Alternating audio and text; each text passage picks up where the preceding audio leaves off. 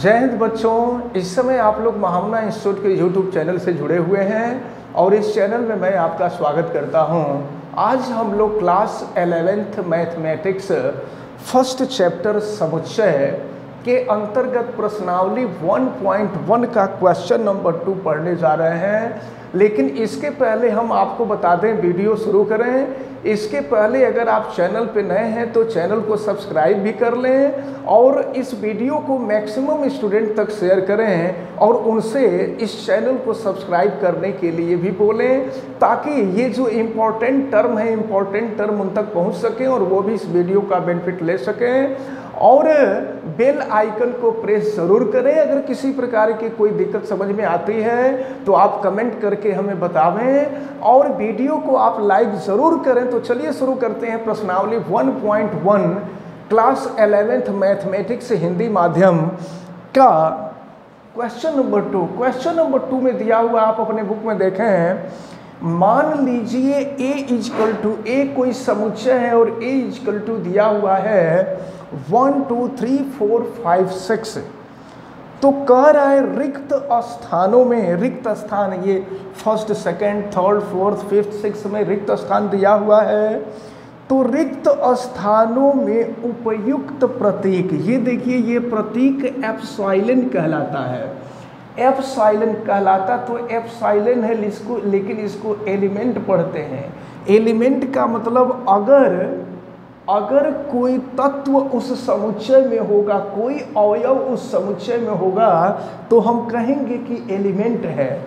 और अगर कोई अवयव उस समुच्चय में नहीं होगा तो इसको हम लिख देंगे नॉट एलिमेंट। ये नॉट एलिमेंट कहलाता है। तो याद रखे रहेंगे, ये एलिमेंट कहलाता है और ये नॉट एलिमेंट कहलाता है।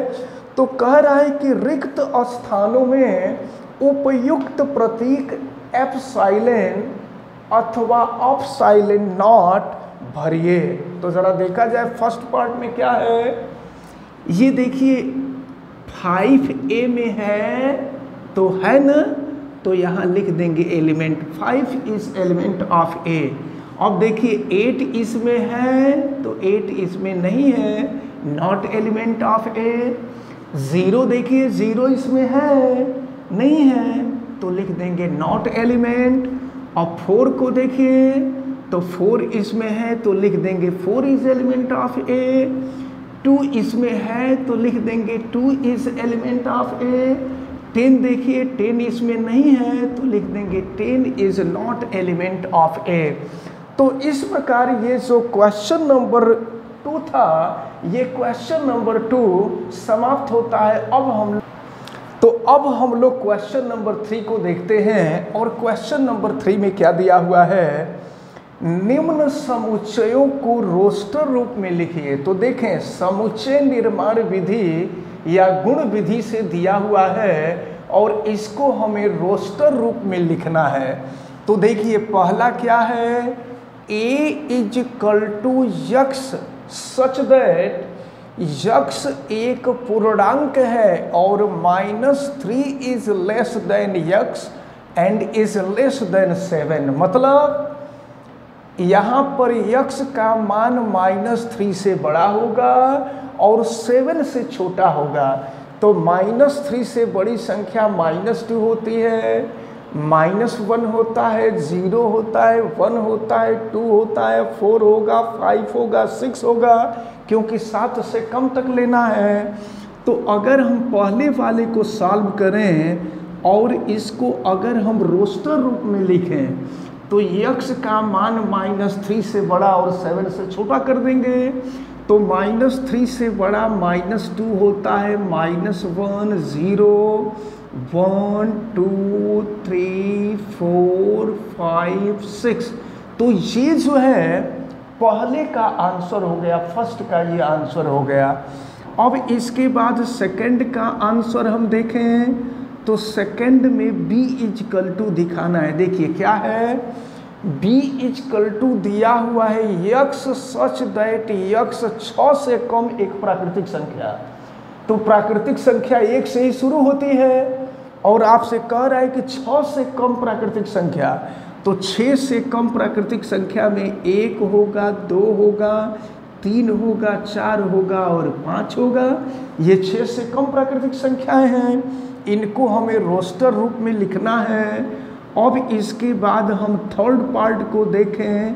थर्ड में C = देखिए क्या है, यक्स सच दैट यक्स 2 अंकों की ऐसी प्राकृतिक संख्या जिनके अंकों का योग 8 है। देखिए कह रहा है कि 2 अंकों की संख्या है, इन दोनों अंकों का योग 8 होना चाहिए। तो ज़रा देखिए, अगर हम 17 लें, देखो 17 लें तो ये 2 अंक की संख्या है, अब 1 और 7 को जोड़ेंगे तो 8 हो जाएगा। अब देखिए हम एक संख्या को बढ़ाते जाएं, दूसरी संख्या को घटाते जाएं, तो अगर 1 को बढ़ाकर 2 कर दें और 7 को घटाकर 6 कर दें, यानी दूसरी संख्या 26 हो जाएगी। तो इन दोनों अंकों को जोड़ेंगे तो 8 हो जाएगा। फिर आगे बढ़ें तो ये 3 कर दीजिए, ये 5 यानी 35 हो गया। फिर एक को बढ़ावें तो ये हो जाएगा 4 और ये भी हो जाएगा 4, 44 हो गया। 2 अंकों की संख्याएं लिखनी है और ऐसी संख्याएं लिखनी है जिनका योग 8 आवे। तो देखिए सबका योग 8 आ रहा है। इसके बाद इसको बढ़ाकर 5 कर दीजिए, ये 3 कर दीजिए, 53 हो गया। फिर आगे बढ़ें तो ये 6 कर दीजिए, ये 2 कर दीजिए। देख रहे हैं पहला अंक हम बढ़ाते जा रहे हैं और दूसरे अंक को घटाते जा रहे हैं, 62 हो गया। इसके बाद आगे बढ़ें तो 71 हो जाएगा और फिर आगे बढ़ेंगे तो 2 अंकों की संख्या तो मिलेगी लेकिन उनका योग 8 नहीं आएगा। तो आपको 2 अंकों की संख्या लिखनी थी जिनका जोड़ 8 आवे। अब इसके बाद हम आते हैं फोर्थ पार्ट को देखते हैं। फोर्थ पार्ट क्या दिया हुआ है, इसमें D = दिया हुआ है। देखिए यक्स सच दैट यक्स एक अभाज्य संख्या, जो संख्या 60 का भाजक हो। तो अभाज्य संख्या कौन होती है, वह संख्या जिसमें या तो 1 से भाग जाए या स्वयं से भाग जाए, अन्य किसी संख्या से भाग न जाए, उसको अभाज्य संख्या कहते हैं। और सबसे छोटी अभाज्य संख्या 2 होती है, इसको याद रखे रहना। तो 2 से 60 में भाग चला जाएगा, इसके बाद 3 से भी 60 में भाग चला जाएगा, इसके बाद जब हम आगे बढ़ेंगे 4 से भी भाग चला जाएगा, लेकिन 4 अभाज्य संख्या नहीं है। फिर 5 से हम भाग दे तो 5 से भी भाग चला जाएगा, 5 अभाज्य संख्या है। लेकिन अगर 6 से जाए तो 6 अभाज्य नहीं है, यानी कुल मिलाकर के यही अभाज्य संख्या आपको मिलेंगी 2, 3 और 5। इसके बाद हम आगे बढ़ते हैं फिर और देखते हैं, ये तो 4 हो गया। अब हम 5वें वाले को देखते हैं, 5वें में क्या है। तो 5वें में दिया हुआ है ट्रिग्नोमेट्री के सभी अक्षरों का समुच्चय। तो जानते हैं समुच्चय लिखते जब हैं तो जो अक्षर एक होती है, जो अकेले होती है, उसको अकेले लिखते हैं, और अगर कोई अक्षर 1 से अधिक बार आती है तो उसको भी हम एक ही बार लिखते हैं। तो अगर हम यहाँ देखें तो देखिए टी देखिए कितनी बार आया, यहाँ आया है, यहाँ आया है, लेकिन इसको हम एक बार ही लिखेंगे। इसके बाद आर पे आइए, आर ये है, तो हम केवल एक ही आर लिखेंगे। फिर आई पे आ जाइए, तो आई एक ही बार है तो यहाँ आई लिख देंगे। जी पे आइए, जी एक ही बार है, जी लिख दिए। ओ देखिए ओ 2 बार है, लेकिन इसको हम एक बार लिखेंगे। यन भी एक बार है तो इसको एक बार लिखेंगे। यम भी एक बार है, एक बार लिखेंगे। ई भी एक बार है, एक बार लिखेंगे। और वाई भी एक बार है, एक बार लिखेंगे। तो याद रखे रहिएगा जब समुच्चय लिखा जाता है तो समुच्चय लिखते समय करते क्या है कि जो अक्षर एक बार आती है उसको तो एक बार लिखते ही हैं, जो अक्षर एक से अधिक बार आती है उसको भी एक ही बार लिखते हैं और उसको मझोले कोष्ठ के अंदर कामा से पृथक करके लिखते हैं। तो ये रहा आपका फिफ्थ पार्ट के बाद अगर हम सिक्स पार्ट पे आवें तो सिक्स पार्ट में देखो क्या हुआ है, यहाँ पर F इजकल टू, देखिए बेटर शब्द के सभी अक्षरों का समुच्चय, बेटर शब्द के सभी अक्षरों का समुच्चय है। तो देखिए बेटर शब्द के सभी अक्षरों का समुच्चय यहाँ लिखना है। तो ध्यान दीजिए यहाँ पर भी वही काम करेंगे, जो अक्षर एक बार आई है उसको एक बार लेंगे, जो अक्षर एक से अधिक बार आई है उसको भी एक ही बार लेंगे। तो देखिए बी, यहाँ बी हम ले लिए, इसके बाद देखिए ई दो बार आया है तो ई ले लिए, टी दो बार आया है लेकिन एक बार लेंगे, और आर एक बार आया है तो एक बार लेंगे।